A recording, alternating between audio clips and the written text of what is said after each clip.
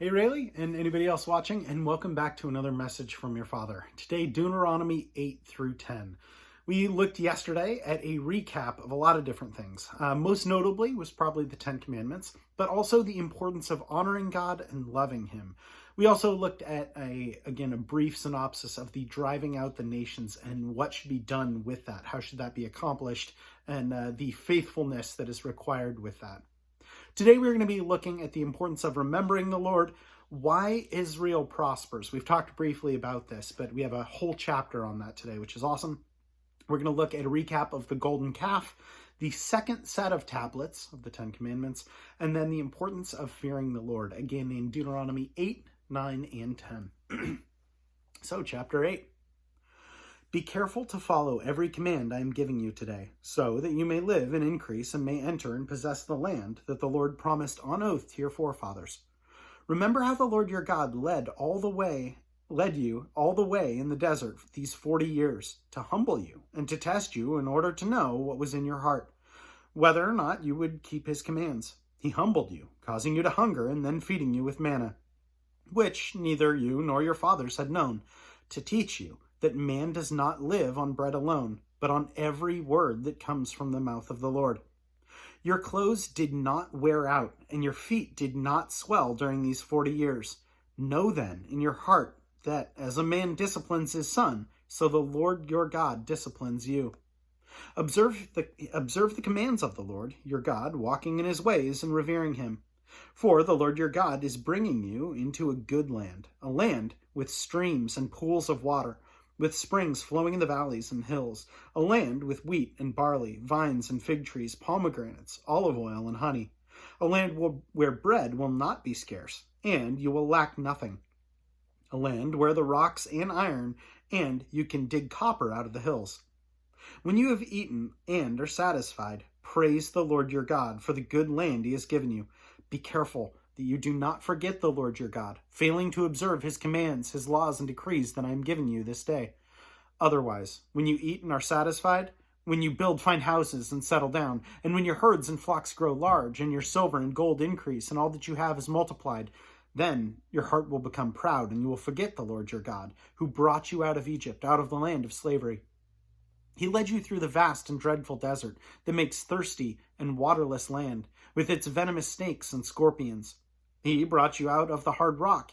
He gave you manna to eat in the desert, something your fathers had never known, to humble and test you, so that in the end it might go well with you. You may say to yourself, my power and the strength of my hands have produced this wealth for me.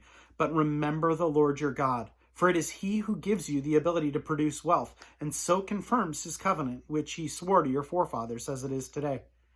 If you ever forget the Lord your God and follow other gods and worship and bow down to them, I testify against you today that you will surely be destroyed.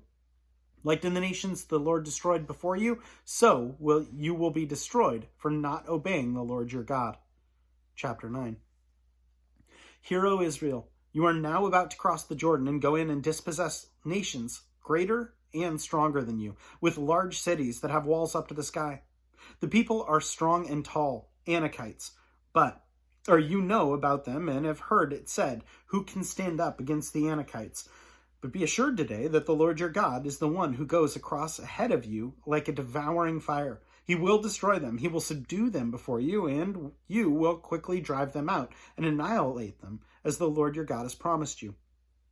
After the Lord your God has driven them out before you, do not say to yourself, the Lord has brought me here to take possession of this land because of my righteousness.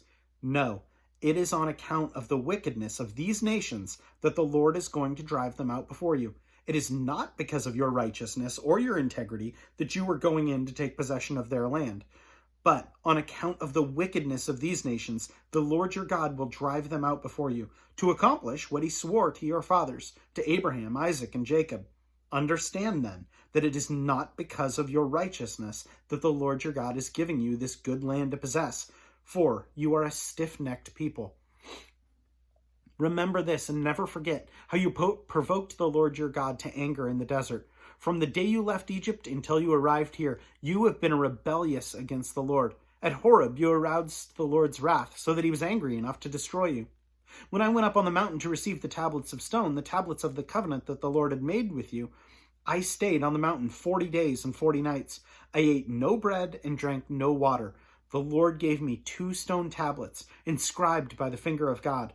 On them were all the commands of the Lord, proclaimed to you on the mountain out of the fire, on the day of the assembly.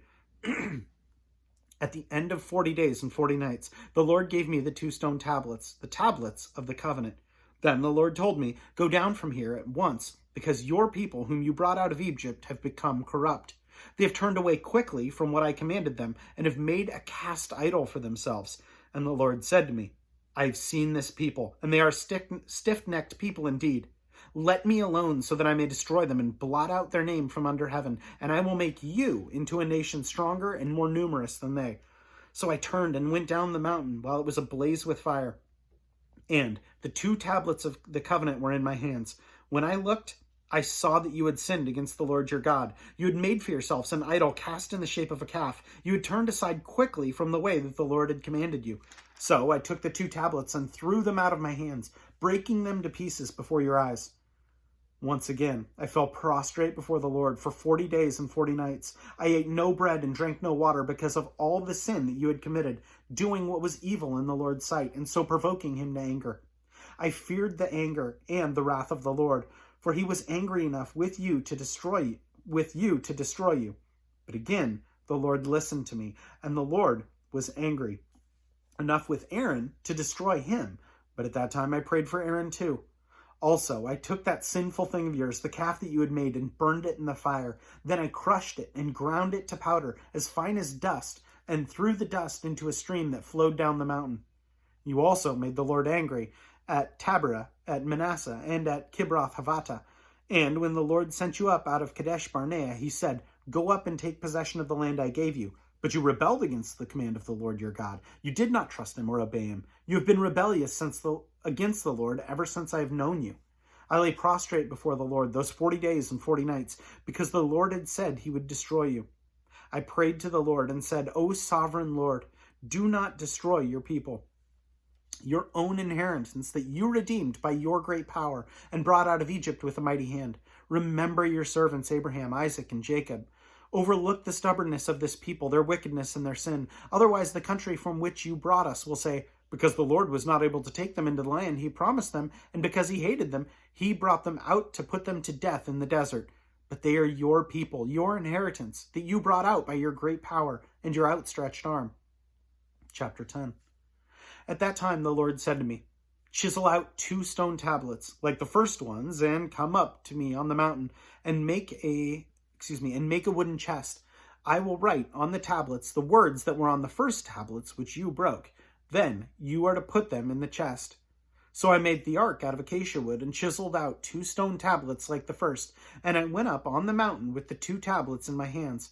The Lord wrote on these tablets what he had written before, the 10 commandments he had proclaimed to you on the mountain, out of the fire on that day to the assembly. And the Lord gave them to me. Then I came back down the mountain and put the tablets in the ark that I had made, as the Lord commanded me, and there they are now. The Israelites traveled from the wells of the Jachanites to Masrah, and Aaron died and was buried, and Eleazar his son succeeded him as priest. From there they traveled to Gedoah and on to Jabbatha, a land with streams of water. At that time the Lord set apart the tribe of Levi to carry the ark of the covenant of the Lord, to stand before the Lord, to minister, and to pronounce blessings in his name, as they still do today. That is why the Levites have no share or inheritance among their brothers. The Lord is their inheritance, as the Lord your God told them. Now I stand on the mountain 40 days and nights, as I did the first time, and the Lord listened to me at this time also. It was not his will to destroy you. Go, the Lord said to me, and lead the people on their way, so that they may enter and possess the land I swore to their fathers to give them. And now, O Israel, what does the Lord your God ask of you, but to fear the Lord your God, to walk in all his ways, to love him, to serve the Lord your God with all your heart and with all your soul, and to observe the Lord's commandments and decrees that I am giving you today for your own good. To the Lord your God belong the heavens, even the highest heavens, the earth and everything in it. Yet the Lord set his affection on your forefathers and loved them, and he chose you, their descendants above all nations as it is today. Circumcise your hearts, therefore, and do not be stiff-necked any longer.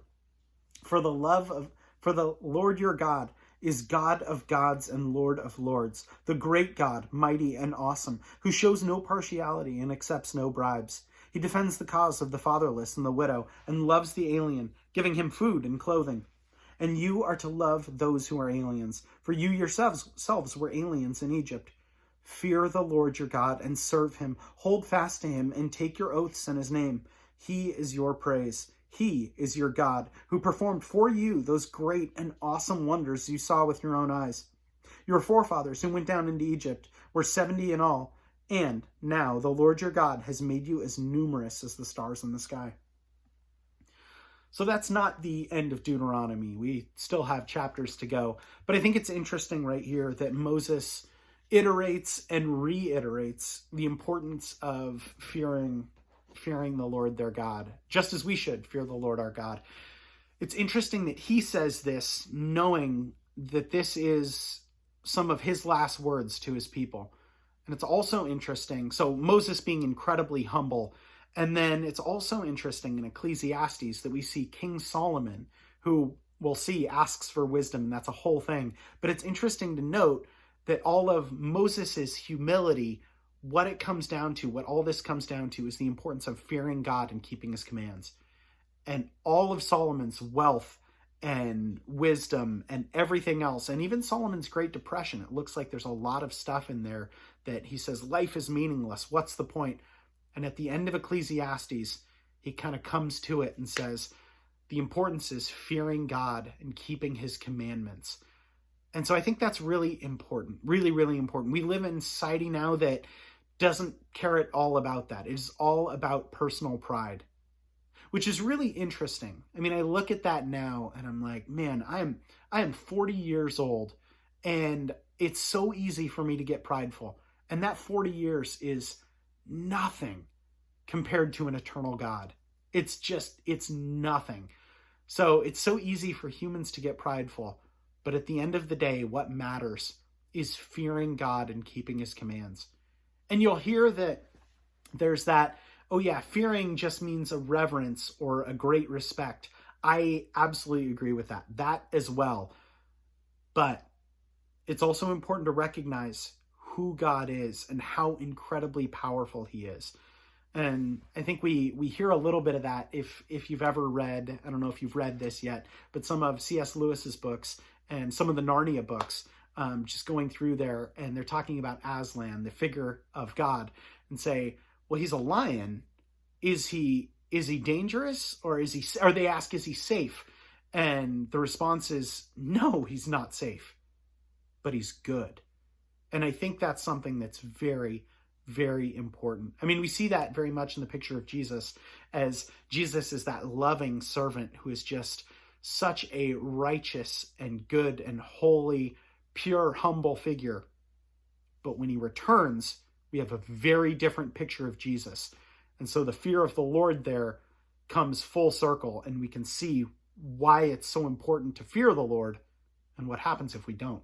Anyway, so that is my prayer for you, that you fear God and keep his commandments, because he is love and loves you.